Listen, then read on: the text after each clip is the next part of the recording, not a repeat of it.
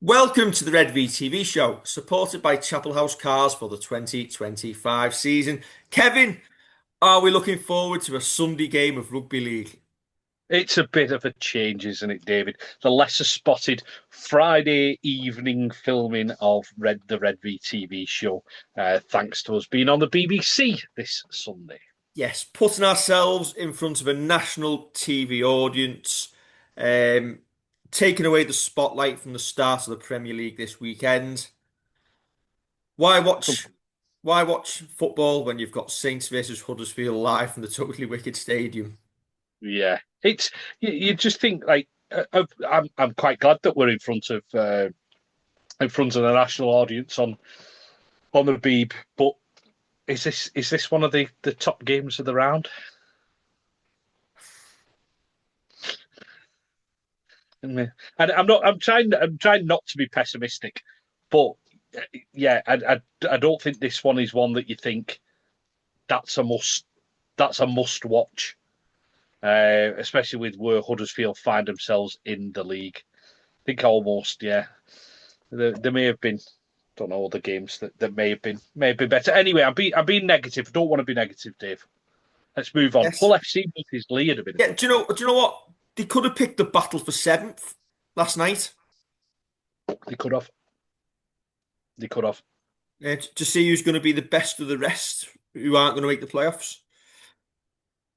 Yeah, How about? Anyway, um, I'd much rather just be on a Friday night and keep the weekend sleep clean, especially with yeah. the glorious weather. But hey ho, it is what it is. Is this a routine win for Saints, Kevin? I think Huddersfield will fancy coming over. They've had two positive results. Admittedly, one at home against Castellan, who I think every man and his dog is beating Castellan at the moment, and one away at Hull FC, and Hull can't buy a win at home. Um, I think they'll kind of fancy the chances, but with them being in 11th and us being in, are we fourth at the minute? Um, it should be. It should be relatively routine. If we play anywhere like, especially that first half against Wakefield, I don't think Huddersfield have got enough, especially with so many spine players out.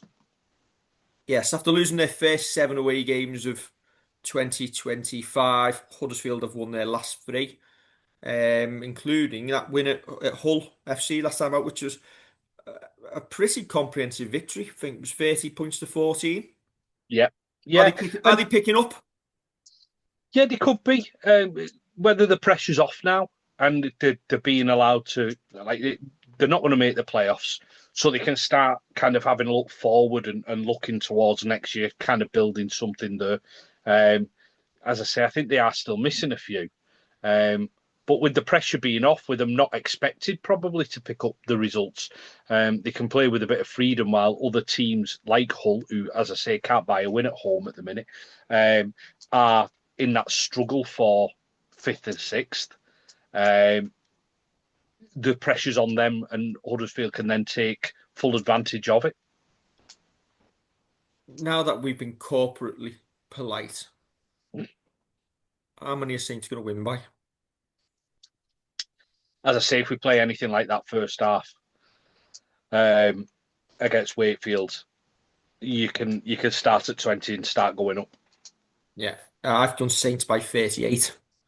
Um, I'll have a look. I'll and have a look what again, I've. and again, we talk about the quality across Super League. Huddersfield aren't even the worst team in the league, and we're already talking about not the greatest Saints team that there's ever been, absolutely drubbing them on Sunday. And Yeah, I would be shocked if it was anything but, as you say, 20 plus. yeah, Um, so yeah, it's one that we need to get out the way. Well, we've got a couple of games to get out the way, haven't we, before the big ones come around? yeah. As we've mentioned, the kind of three that we have coming up in late August, early September. These are games that you've got to put to bed. You can't just go into them thinking that you're going to win and expecting the win. No, you've got to at least earn. Also, You've got, also the players. well, the players. But if they turn up with, as I say, with the same attitude, against a team who are a very good team in Wakefield. I know I've said this a couple of times on this show now, but if you turn up with that attitude against Huddersfield and you turn up as we have done against your teams, we've got Cass coming up as well. Those wins will look after themselves. Yeah, them 3 games that are gonna come up in a row are massive. Um, but there's no reason why games like this shouldn't be a bit like the Wakefield one, over by half time, as long as we put the right attitude and application in and don't take it for granted. Okay. The big one this weekend, Kev, looking at the squad, is the return of Saints number one, Jack Welsby. Now, the question is, where does Jack fit in? I'm glad I do not have to make that choice. If you just mean this weekend, I play him off the bench. And you can potentially say, well, you're going to get a little bit of a run out and possibly put him into the halves. And then you can bring a Johnny Lomax off. You can give Moses and Bai a bit of a break if you wanted to. But I think it's a really tough one because Tristan Saylor's been playing with a complete new lease of life, considering how his form went from round 3 probably onwards. And he looks comfortable at fullback. I think he's had his 2 best games for us in the past 2 weeks, or the past 2 rounds anyway. You look at 6 and 7 and you think, well, Moses and Bai's the kicking game. And then it falls on your captain, who's already been dropped once this year. I know Jack Welsby was number 1 and wants to be fullback and will, if it be England fullback in the Ashes series. But at the minute, do you change that spine too much? Do you kind of, I don't know, drop Jack into there in the next week or two into fullback and move Tristan to number 6 because that's the number that he's wearing on the back of his shirt? What would you do if Jack came in at fullback and Tristan replaced Owen Dagnall on the wing? I think that'd be a bit of a travesty for both players. I think Tristan's been playing so well in the recent weeks. I think it'd be harsh on him to put him out over on the wing. I know he's said in the past he's just happy to play, and I think Owen Dagnall is showing at the moment that he needs to be in the first team. Yet at some point you possibly do rest him. Whether you just see him through to the end of the season now, That's what I you was may going to well, say, Kev. yeah, There's 6 games left before the playoffs. yeah. So you can just see him through, really. Unless you took the opportunity to have a week off last week of the season against Castleford, As when you as it probably is, know. for me, Owen Dagnall has made himself first choice winger. Yeah, and I think a bit of that is shown in John Bennison's loan being extended till the end of the year at Widnes. Lewis Murphy has had a bit of a setback injury-wise. So even with that setback, you think, well, those 2 players who especially John Bennison, he's kind of seen his way past him. That's it now. I don't expect to see John in a Saints shirt next season, or this season, to be fair. No fault of his own, but he's just been overtaken by Dagnall's speed, I think, and he carries out of the back line. It just shows kind of how good he's been. And when we get round to giving out the awards and accolades at the end of the season, it's going to be very tough picking between him and Harry Robertson for a young player shout. I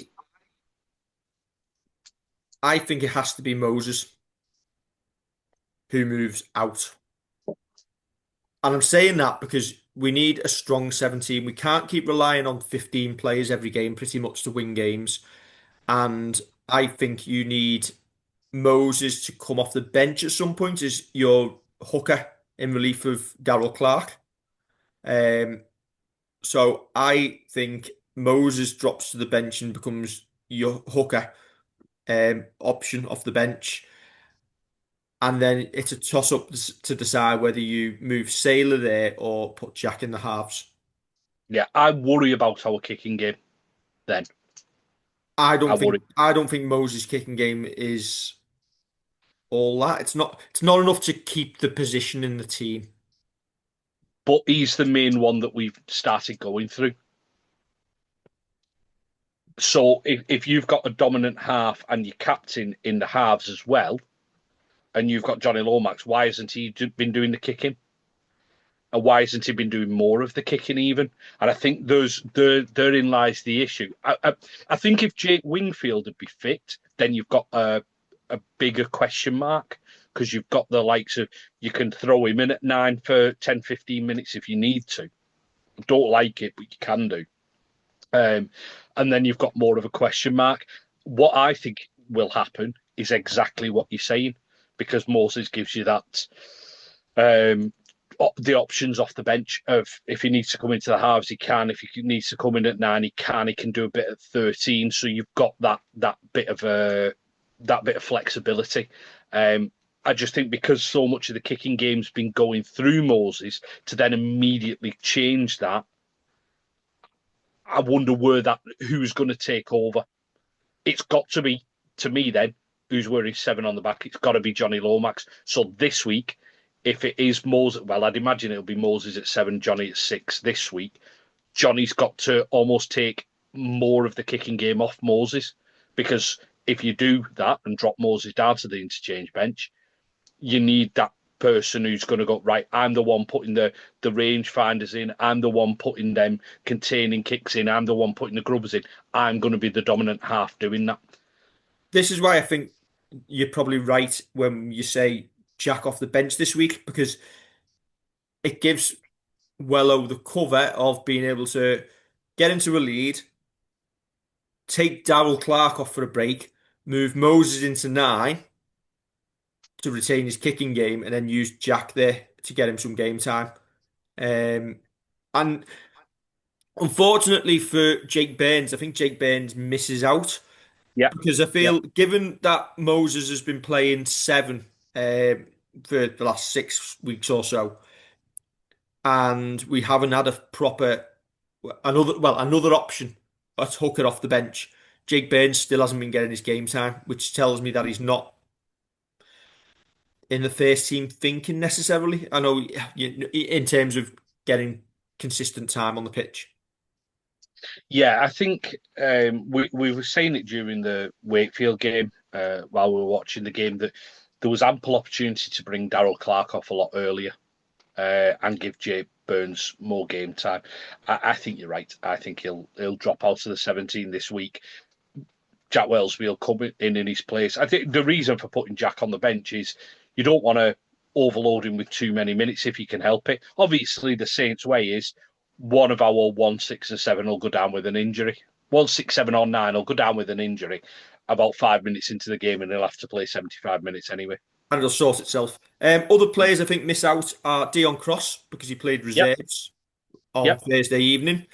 George Whitby, yep. Jake Davis, and Jake Jay Burns. Burns. Yeah, And I think I so. think the fact that Bell and Batch played reserves, or Bell played reserves last week, Batch got pulled after the injuries, Yeah, and was doing his running after Wakefield. I think they both come into the 17 on the bench, or maybe one, yeah, potentially one start. yeah. I think Batch might be the starter though. With James Bell off the bench. I know James Bell could be another option at 9. Again, don't like it, but he could be another option at 9, especially defensively. I have the same 4 missing out. As you say, Dion Cross played reserves. Jay Davis started at prop in the reserves. George Whitby, I think he's in the Halifax squad, so I expect him to turn out there. Jay Burns is your odd man out, I think.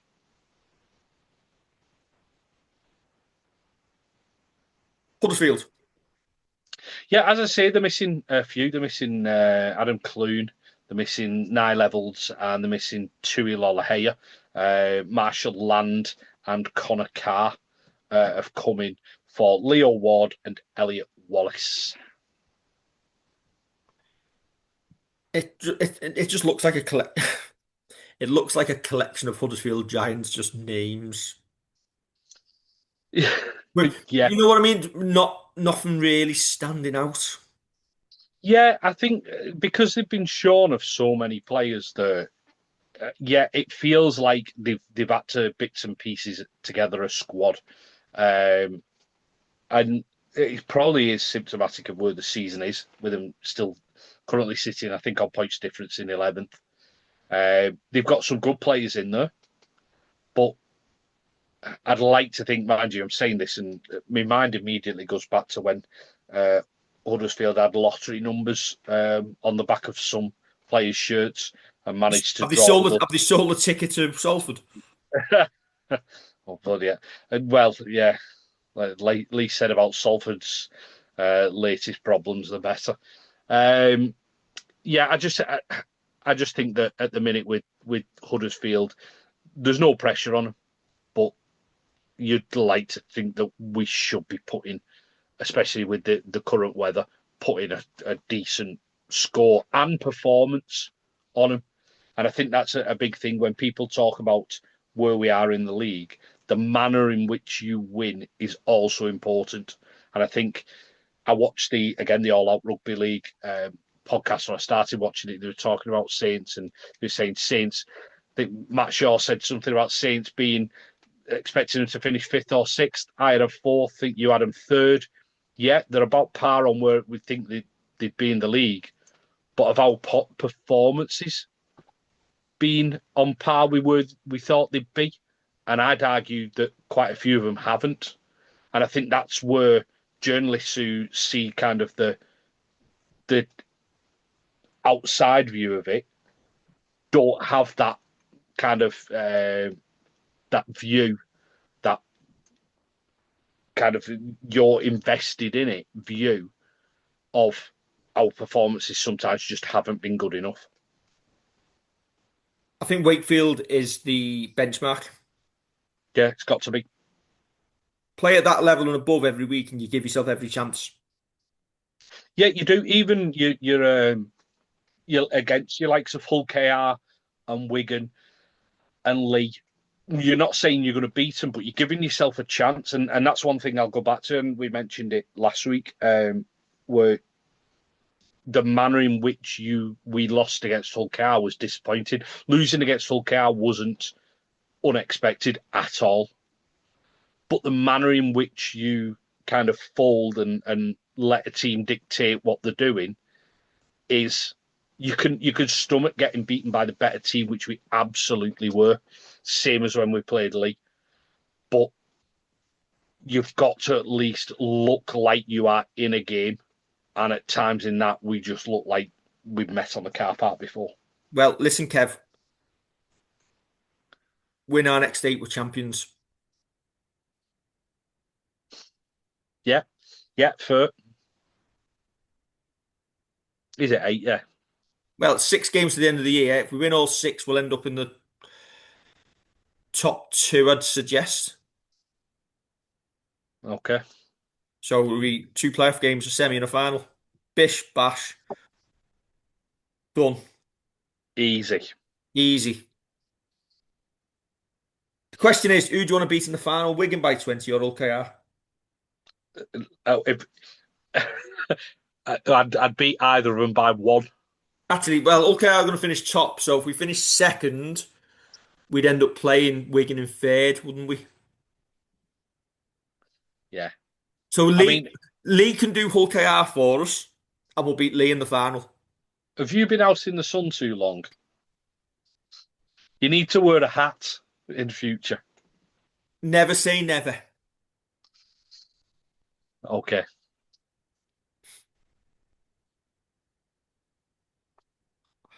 Right, before anybody starts going on at us, I'm being tongue in cheek. Very tongue Yes. in cheek. Yeah. Not I that think it's worth.